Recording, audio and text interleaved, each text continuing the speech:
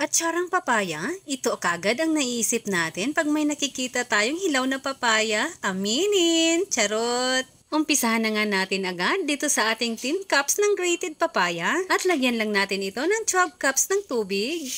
At lagyan rin natin ito ng 1/3 cup ng asin. Haluin lang natin itong mabuti hanggang sa matunaw ang asin at ibabad lang natin ito ng 1 oras. At dito maglagay lang tayo ng 3 cups ng suka.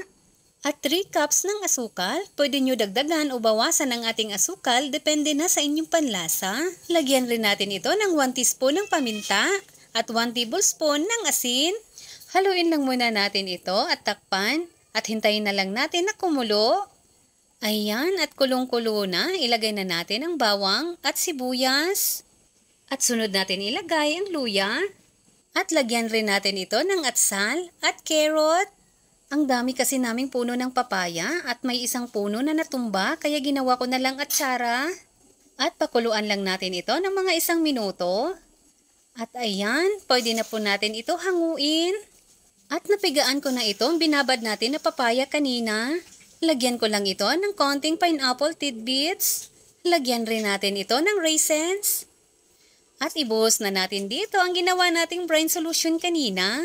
At ayan na, may atsarang papaya na tayo. May stock na tayo na appetizer at pwede rin natin ito pagkakitaan. Huwag po kalimutan mag-follow and share. Maraming salamat hanggang sa susunod mga kakusina.